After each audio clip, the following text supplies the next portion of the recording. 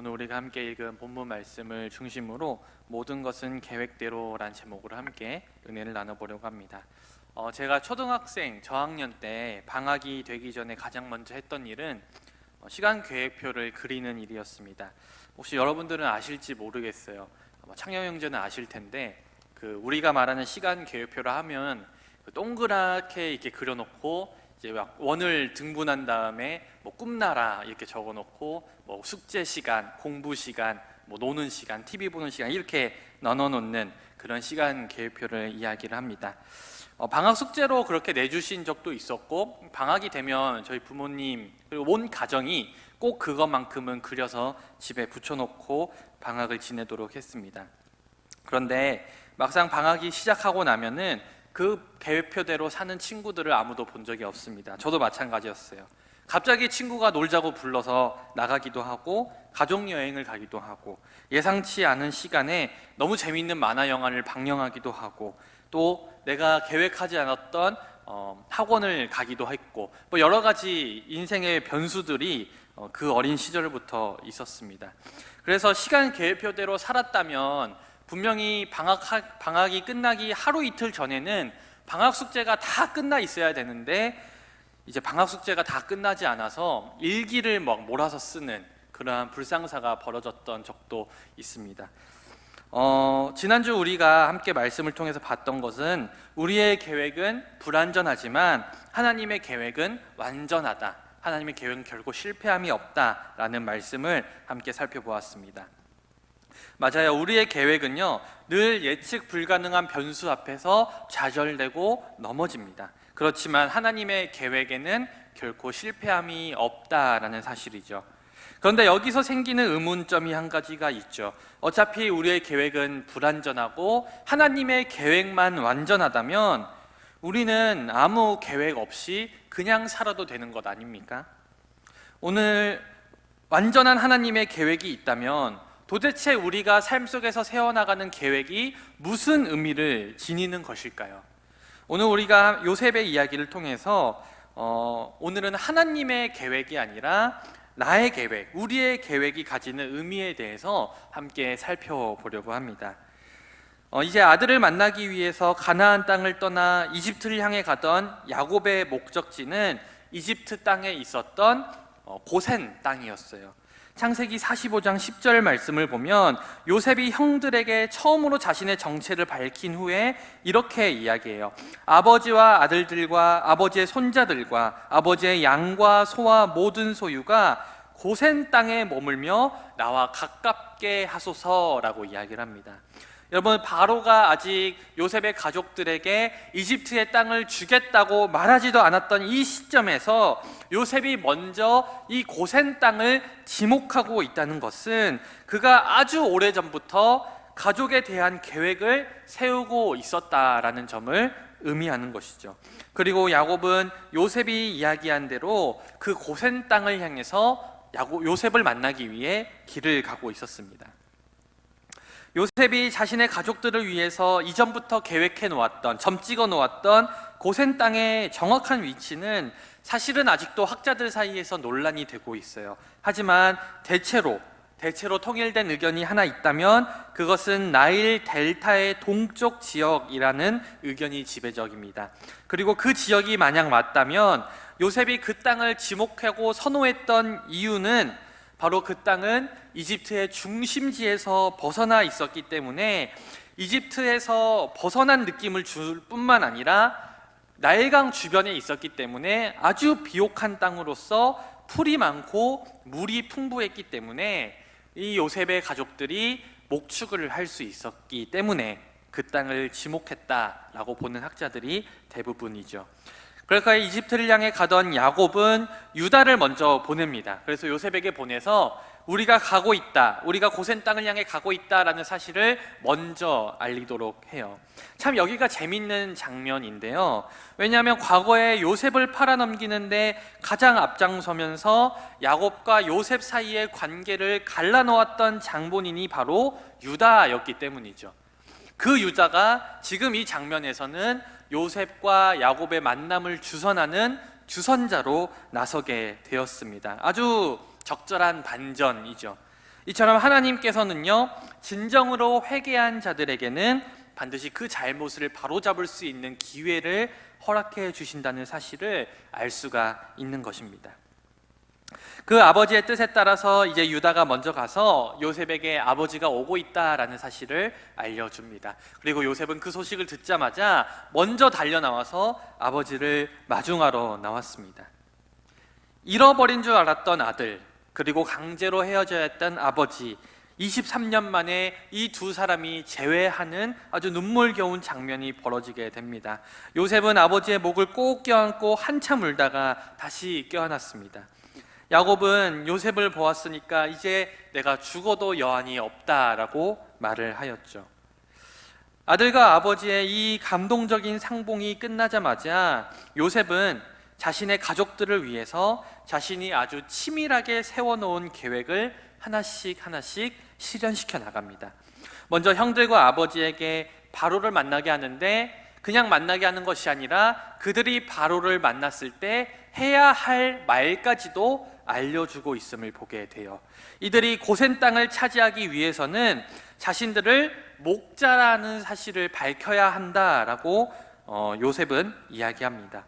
왜냐하면 이집트 사람들은 목축을 싫어하기 때문에 그렇게 말한다면 바로가 고센 땅을 허락해 줄 것이라는 조언이 있었습니다. 바로 앞에 서게 될 형제들이 해야 할 말까지도 미리 계획해 놓았다는 점을 통해 미루어 볼 때, 요셉이 지금 이 가족들이 이집트 땅에 왔을 때 상황을 얼마나 많이 생각하면서 얼마나 치밀하게 계획을 세워 놓았는지 알 수 있는 대목이죠. 하지만 여기서 한 가지 의문점이 있는데, 애굽 사람들은 목축을 다 가증하게 여긴다는 요셉의 말에 좀 약간 의문이 있다는 것이죠. 왜냐하면 당시에 이집트에서는 목자들이 있었습니다. 이집트인들도 목축업을 했어요. 그리고 그들은 결코 다른 이집트 사람들에게 무시를 당하지 않았습니다. 그러니 요셉이 이 했던 말은 이집트 사람들이 목축이라는 이 직업 자체를 가증하게 여긴다는 뜻이 아니라 목축업을 주된 생활 방식으로 삼았던 이방 유목민들에 대한 이집트인들의 반감을 이야기하는 것으로 이해해야 합니다. 지금 현대 유럽인들도 떠돌아다니는 사람들, 즉 집시나 히피인들에 대해서 반감을 가지고 있듯이, 이 당시에 이집트인들도 이방인들에 대한 반감, 특히나 여기저기 떠돌아다니는 이 유목민들에 대한 반감이 아주 크게 있었어요. 그리고 이 유목민들의 가장 주된 생활 방식이 목축업이었습니다. 그러니 요셉이 했던 말은 목축업 자체를 가증하게 여긴다는 것이 아니라 이 가나안 땅에서 여기저기 떠돌아다니면서 살았던 이 유목 생활 방식 자체를 이집트 사람들이 가증하게 여긴다라고 이해하는 것이 옳다는 것이죠. 그래서 요셉은요, 자신의 형제들로 하여금 의도적으로 자신들이 목자라는 것을 밝히게 합니다. 요셉이 이렇게 계획했던 이유는 여러 가지가 있는데, 이것을 통해서 먼저 형제들이 빈손으로 이집트에 온 것이 아니라 자신들이 먹고 살 방도를 가지고 이집트에 왔다라는 사실을 알리는 것이고, 또한 형제들이 이집트에 대해서 어떠한 정치적인 사회적인 야망이 없을 뿐만 아니라 이집트 사람과 결혼하는 일도 없을 것임을 선언하는 일과 마찬가지였습니다. 여러분, 바로가 요셉을 굉장히 아꼈어요. 그런 것을 생각해 볼 때 분명히 바로는 요셉의 가족들에게 이집트 중심부에 좋은 땅을 주려고 했을 것이고, 이집트 여인과의 결혼을 주선하려고 했을 것입니다. 그런데 유목민족에 대한 이집트인들의 반감을 생각해 볼 때, 만약 이들이 내가 목자라는 것을 밝히게 된다면 바로는 선뜻 그런 일을 행하지 못했을 것입니다. 그래서 오히려 형제들이 먼저 나서서 이집트 변방에 있는 고센 땅에 머무르겠다고 말했을 때 바로도 큰 거부감 없이 그것에 대해서 허락을 할 수 있었다는 것이죠. 그러니까 요셉은 굉장히 많은 생각, 굉장히 치밀한 계획을 가지고 형제들이 해야 할 말을 알려주었습니다. 형제들에게 바로에게 해야 할 말을 알려준 요셉은 형제들 중에서 5명을 골라서 바로 앞에 서게 됩니다. 모든 것을 치밀하게 계획하였던 요셉은 바로 앞에 세울 5명의 형제들도 아마 아무나 데려가지는 않았을 거예요. 물론 성경에 기록되지는 않았기 때문에 어떤 기준으로 형제를 선별하였는지 알 수는 없지만, 어떤 학자들은 바로에게 좋은 인상을 주기 위해서 아주 외모가 빼어난 형제들을 데려갔다라고 말하는 학자들도 있고, 그 랍비 문헌, 유대교 랍비 문헌에 따르면 그 늠름한 형제들을 만약에 데리고 갔을 때 바로가 그들을 군인으로 삼을까봐 일부러 연약하고 왜소한 형제들을 데리고 갔다라는 설도 있습니다. 물론 중요한 것은 요셉의 형제들이 바로를 만날 때 요셉은 단 한마디도 하지 않았고 형제들도 요셉에 대한 이야기를 하지 않았다는 게 중요합니다.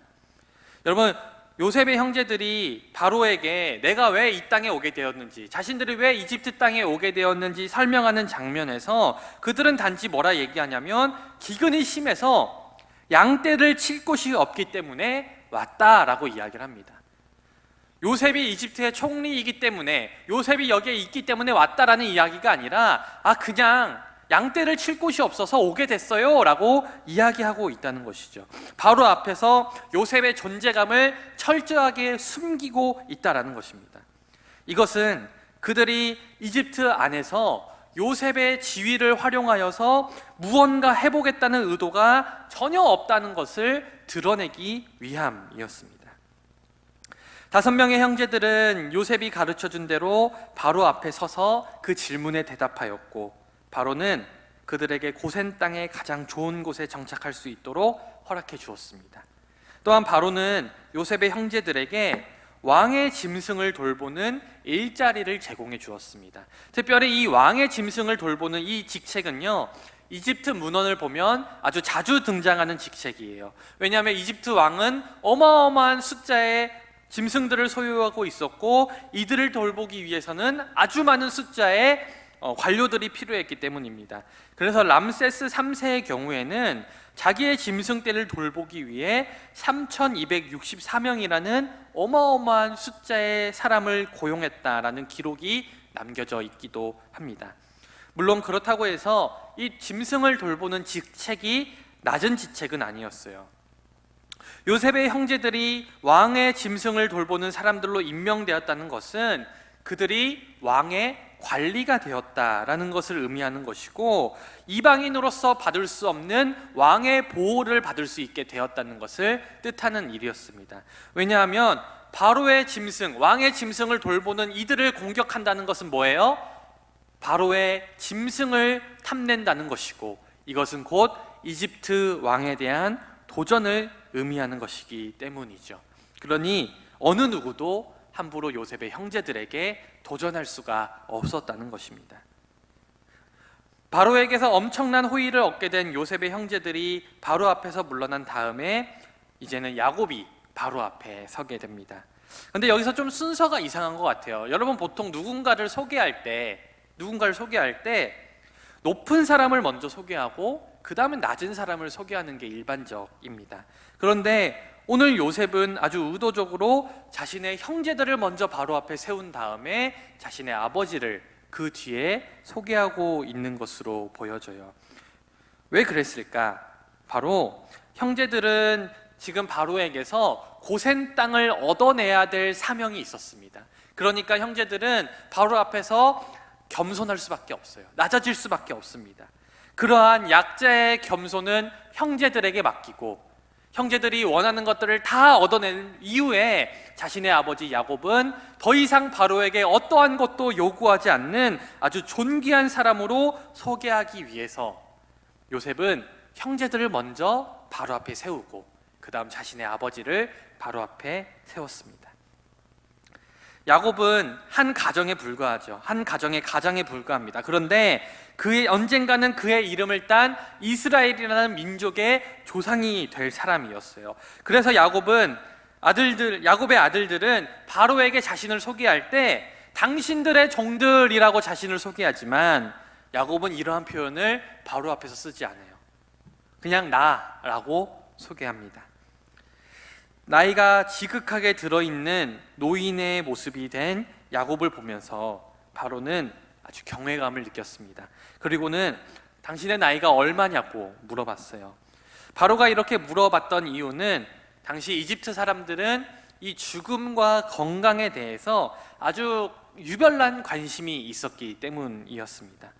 당시에 이집트 사람들은 인간이 살 수 있는 나이를 110세라고 생각하였는데 지금 야곱이 130세, 그러니까 이들이 살 수 있는, 인간이 살 수 있는 최대한의 나이를 한참이나 넘어서는 그 인생을 살아온 야곱을 봤을 때 바로는 경외감을 느끼지 않을 수가 없었다는 것이죠. 야곱의 나이를 묻는 바로의 질문에 자신의 나이가 130세라는 것을 밝히면서 야곱은 지금까지 자신이 험악한 인생을 살아왔다라고 고백을 합니다. 여러분, 겉으로 볼 때 130세나 장수한 노인이고 그리고 이집트 최고 권력자의 아버지인 야곱이지만 실제로 그의 인생을 조목조목 살펴보면 참으로 쉽지 않은 인생을 살아왔던 야곱이었습니다. 어렸을 때부터 형을 속이다가 집을 도망쳐 나왔고 젊었을 때에는 외삼촌의 집에서 종처럼 부림받았고 그리고 우여곡절 끝에 고향으로 돌아왔지만 그는 그곳에서 사랑하는 아내를 먼저 떠나보여야 했고 딸은 강간당했고 지난 20년 동안에는 가장 사랑하던 아들 요셉이 죽은 줄로만 앓고 가슴앓이를 해왔던 사람입니다. 그러니까 야곱의 인생을 돌아보면 참 가슴 아픈 일들이 연속적으로 벌어졌다는 것을 알 수가 있죠. 그런데 놀라운 사실은 뭐예요? 이 험악한 인생을 살아왔던 야곱이지만 지금 그가 이집트의 최고 권력자 바로 앞에 섰을 때 그는 복의 근원이 되어서 이 바로에게 복을 빌어주는 자가 되었다는 사실입니다. 야곱은 바로 앞에서 그를 떠나면서 그를 축복해 주었어요. 그가 바로에게 축복을 받은 게 아니라 그가 바로를 축복해 주었습니다. 여러분, 누군가에게 복을 빌어준다는 것은 그에게 빌어줄 만한 복이 있는 사람, 즉 더 높고 더 존귀한 사람일 때 가능한 일이죠. 그런데 아주 험악한 인생을 살아왔던 130세 노인 야곱은 마치 자신이 바로보다 더 위대한 사람인 것처럼 그에게 복을 빌어주고 있다는 것이죠. 바로도 그의 축복을 받아들입니다. 여러분, 이것이 가능했던 이유는 바로가 요셉을 통해서 그가 섬기는 그 하나님이 바로 복의 근원이심을 알았기 때문이었겠죠. 하나님의 자녀들은요, 우리의 삶이 어떠하든지 간에, 우리의 삶의 현재의 모습이 어떠하든지 간에, 그리고 우리의 과거가 어떠하든지 간에 모두가 복의 근원입니다. 우리의 삶이 대단해서, 내 존재가 대단해서가 아니라 우리가 섬기는, 내가 하나님의 자녀라고 말하는 그 하나님께서 복의 근원이 되시기 때문이죠. 그러니 우리도 세상 속에서 복의 근원이 되는 삶을 살아야 합니다. 나의 삶이 연약해 보일지라도 나보다 더 대단한 사람에게 복을 빌어줄 줄 아는 그러한 사람이 되어야 한다는 것이죠. 그렇게 야곱의 가족들과 이 바로의 만남이 아주 성공적으로 끝마치게 됩니다. 모든 것들은 요셉이 세운 계획대로 되었고 요셉의 가족들은 요셉이 계획한 땅에서, 고센 땅에서 거주하게 되었습니다. 여러분, 오늘 말씀을 보니까 요셉은 자신의 가족들이 오게 될 것을 대비해서 모든 계획을 다 세워놓았고 그 모든 일들이 요셉의 계획대로 진행되어져 가는 것을 보게 됩니다. 그렇다면 오늘 요셉이 자신의 모든 계획을 실현시킬 수 있었던 그 비결은 무엇일까요? 무엇일까요? 요셉은요, 내 생각대로 계획을 세우기 전에 먼저 하나님의 뜻과 하나님의 계획에 대해서 아주 오랜 시간 묵상하였고 하나님의 뜻이 무엇인지를 알고 있는 사람이었습니다. 요셉은 자신이 그토록 오랜 시간 동안 고생하여서 애굽의 총리가 된 이유가 내가 잘 먹고 잘 살기 위함이 아니라 하나님께서 나를 통해 자신의 가족들을 이집트로 이주시키기 위한 계획이 있다는 사실을 알고 있었어요. 그래서 형들을 처음 만났을 때 그는 형들에게 이야기하죠. 두려워하지 말라고. 당신들이 나를 애굽에 판 것이 아니라 하나님께서 여러분들을 애굽 땅에 불러오기 위해 나를 먼저 이곳에 보내셨습니다. 그런 고백을 형들에게 하게 됩니다. 여러분, 요셉은 자신을 향한 하나님의 뜻을 분명히 알았고, 내가 어떻게 해야 하나님의 뜻을 이룰 수 있을지 아주 오랫동안 숙고하면서 생각하였음이 분명합니다. 그 과정 속에서 어떤 생각을 했겠어요? 어떤 땅이 우리 가족들이 정착하기에 가장 적합한 땅인지, 자신의 형들과 아버지 그 둘이 바로를 만날 때 누구를 먼저 소개시켜야 하나님을 높일 수 있을지, 형들이 바로 앞에 섰을 때 어떤 말을 해야만 이 바로가 고센 땅을 허락해 줄 수 있을지 자신이 깨닫게 된 그 하나님의 계획을 위해서 끊임없이 고민하고 묵상한 결과가 바로 오늘 요셉의 계획들이었다는 사실입니다. 사랑하는 여러분, 이 세상에서 가장 완벽한 계획은요, 하나님의 계획이에요. 하지만 그렇다고 우리가 모든 것을 다 내려놓고 그냥 하나님의 뜻만 기다리고 있어야 한다는 뜻은 결코 아닙니다. 왜냐하면 하나님께서는 자신의 계획을 우리의 손길을 통해 이뤄나가시길 원하기 때문이죠. 그러니 우리도 요셉처럼 하나님의 뜻을 어떻게 이뤄나갈 수 있을지 구체적으로 고민하고 계획을 세우고 내가 할 일을 찾아나가는 자세가 필요하다는 것입니다. 그러니 우리가 계획을 세울 때, 우리의 인생의 미래를 설계할 때 가장 중요한 것은 세상의 전망이나 세상의 인기나 세상의 시선이 아닙니다. 가장 중요한 것은 하나님의 뜻이죠. 하나님의 뜻. 그렇다면 여러분들을 향한 하나님의 뜻은 무엇입니까? 분명 나를 향한 하나님의 뜻이 무엇인지 알지 못한다는 분들도 계실 거예요. 하지만 여러분, 하나님의 계획과 뜻은 이미 우리에게 주어졌고 너무나도 분명합니다. 그게 무엇입니까? 바로 땅끝까지 복음을 전하며 예수님의 증인이 되는 삶을 살아가는 것. 예수님이 하늘로 승천하시기 전에 제자들 그리고 우리들에게 그렇게 하라고 말씀하셨던 그것이 바로 하나님의 뜻과 계획입니다. 하나님께서는 여러분들의 손길을 통해서 땅끝까지 복음이 전파되기를 원하십니다. 아니, 그렇게 계획을 하셨어요. 그리고 땅끝까지 복음이 전파되면 다시 오시겠다라고 약속해 주셨습니다. 그러니 우리가 하나님의 뜻과 계획을 알지 못한다는 말은 사실은 말도 되지 않는 일이죠. 이미 다 말씀해 주셨기 때문입니다. 그러니 우리가 해야 할 일은, 우리가 무엇을 계획하든지 무슨 일을 하든지 하나님의 복음을 전하는데 어떻게 하면 도움이 될 수 있을지, 내가 어떻게 해야 하나님의 빛과 소금으로 살아가면서 사람들에게 증인된 삶을 살 수 있을지, 그것을 계획하고 그것을 고민해야 한다는 사실입니다. 물론 우리가 하나님의 뜻과 계획에 동참하기 위해 세운 계획이 오늘 말씀처럼 언제나 멋지게 실현되는 것은 아니에요. 분명히 우리가 하나님의 뜻을 위해서, 하나님을 위해서 세운 계획들이 내 뜻대로 되지 않는 경우도 많이 있습니다.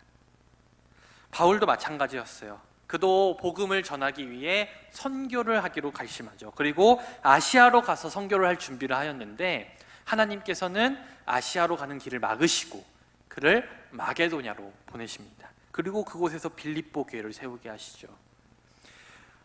하나님의 계획과 하나님의 뜻을 위해서 내가 계획을 세웠음에도 불구하고 그것이 내 뜻대로 되지 않는 이유는 하나님의 계획, 하나님의 인도하심은요, 때로는 내 생각과 내 계획보다 훨씬 더 크고 훨씬 더 깊기 때문입니다. 그러니 오히려 내 뜻대로 되지 않을 때 우리는 더 감사해야 돼요. 나의 짧은 생각으로는 감히 상상할 수도 없는 그 하나님의 계획과 뜻이 비로소 실현된다는 뜻이기 때문입니다. 우리가 하나님의 뜻과 계획을 위해 세운 내 계획이 생각대로 되지 않는다고 해서 그래서 우리가 좌절할 필요가 없다는 것이죠. 왜냐하면 우리가 세운 계획의 최종 목표가 결국에는 하나님의 계획이 성취되는 데 있다면 우리의 계획과 다른 길로 인도하신다 할지라도 결국에는 하나님의 계획은 실패가 없기 때문에 우리의 계획대로 되지 않는 우리의 인생도 그것은 약간의 변경일 뿐이지 결코 실패가 아니기 때문입니다. 그러니 하나님의 계획 안에 우리의 계획을 동참시키는 것만큼 가장 안전한 계획은 없습니다. 세상의 것들은 늘 변화무쌍하고 변하지만 하나님의 계획은 결코 변하지 않고 결코 실패가 없기 때문이죠. 사랑하는 여러분, 여러분들은 인생에서 어떤 계획을 세우고 계십니까?